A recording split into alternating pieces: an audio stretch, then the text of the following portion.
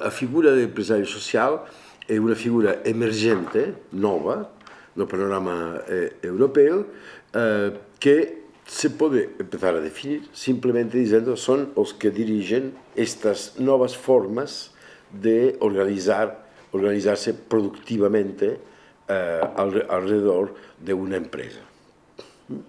Esta já é uma primeira definição. O que passa é que 95, 96, então vienen, digamos, os pesquisadores, os universitários, os não sei o que mais, e se perguntam, bom, aqui temos um novo fenómeno, e hemos de formalizar este fenómeno, hemos de dar um conteúdo a este fenómeno, não? E, claro, eles vão a lembrar-se de que existe já um terceiro sector, o mundo associativo, o mundo que está também a lutar contra a pobreza e a exclusão, que existe as instituições de economia social, portanto, mutualidades, cooperativas, fundações, e vão a tentar encontrar traços comuns de todo este mundo que está a emerger com nova força no panorama europeu.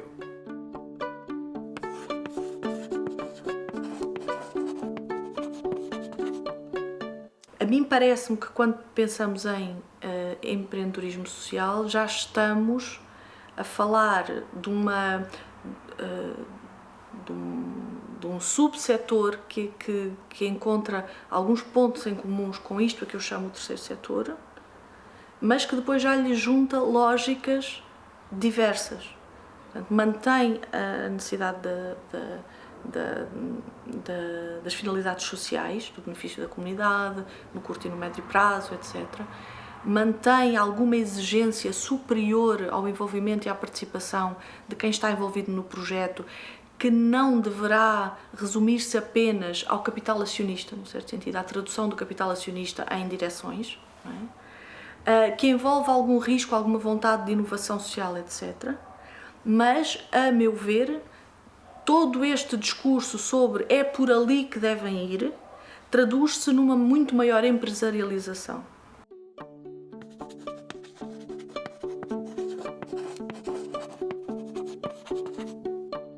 As associações mutualistas nasceram exatamente para satisfazer necessidades que iam ocorrendo nas famílias, não é? De grupos de pessoas, podiam ser por setores de atividade, por profissões, por local. Portanto, as associações mutualistas desenvolveram-se muito assim, muito localizadas, não é?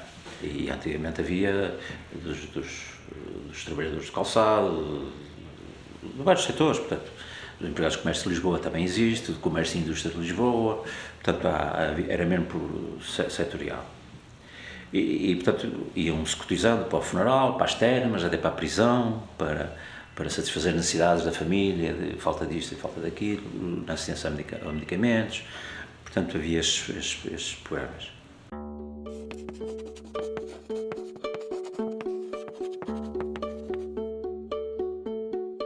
As cooperativas é um modelo de que gosto particularmente. E é um modelo que tenho uma imensa pena que não esteja mais desenvolvido em Portugal.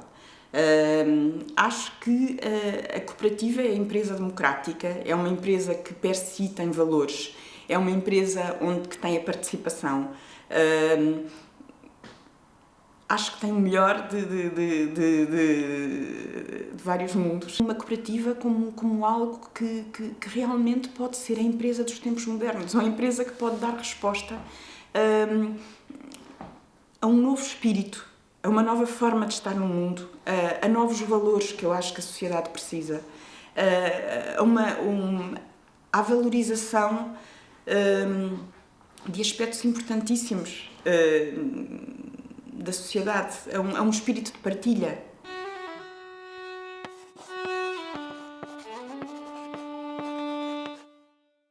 Uma parte importante das novas empresas sociais vão ser formas de afrontar o desemprego, sobretudo no caso de jovens e também de, digamos, profissionais que escolhem estas outras vias mais alternativas. Nesse sentido, claro, as empresas sociais estão em relação com a degradação do mercado de trabalho.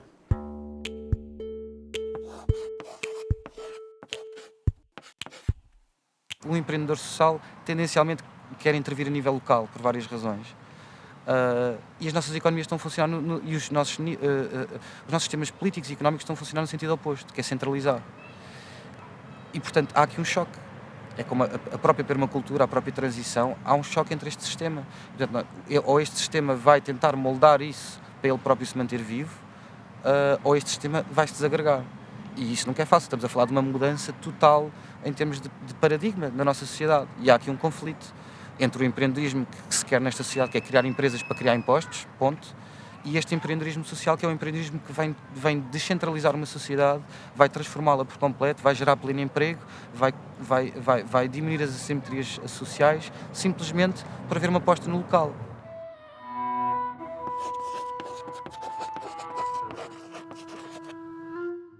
É a pessoa A, B e C que são os nossos clientes, são os nossos utentes, são os nossos educandos e que constituem com aquilo que é a singularidade de cada uma delas, que fazem o todo daquilo que é a nossa instituição, que a tornam frágil ou que a tornam potencial.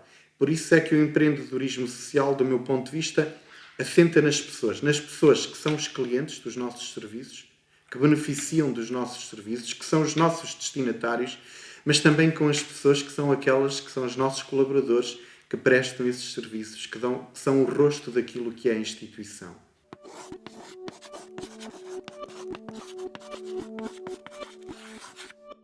Penso que o empreendedorismo social tem de ser sempre um ato coletivo. Pode iniciar-se numa pessoa, mas se não se repercutir num determinado conjunto de pessoas, nunca pode ser empreendedorismo social. Nunca deve existir no empreendedorismo social o patrão e os empregados. Deve haver uma relação muito mais igualitária entre as pessoas. E se deixar de existir, vai deixar, de certo modo, estar ligado tanto às pessoas, porque vai ser sempre uma pessoa que vai decidir. Vai ter a última palavra e isso nunca é bom. Vai perder esse papel, talvez ganhe outros. Talvez ganhe um cariz mais industrial, mais empresarial, não sei. Mas vai perder claramente alguma da sua função social.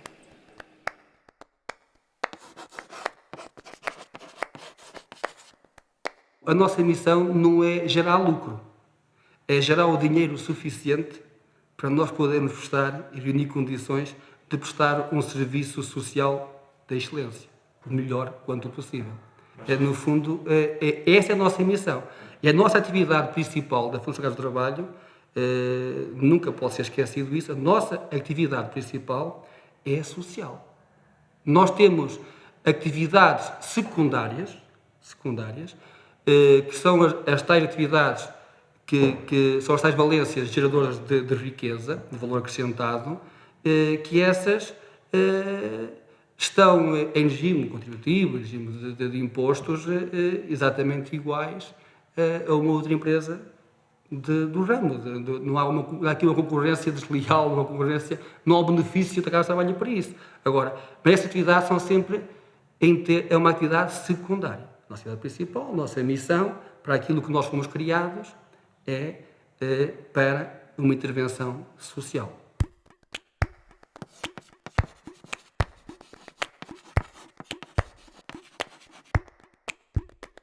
O empreendedorismo e a inovação, portanto, é um novo olhar para os problemas, um novo olhar para os recursos.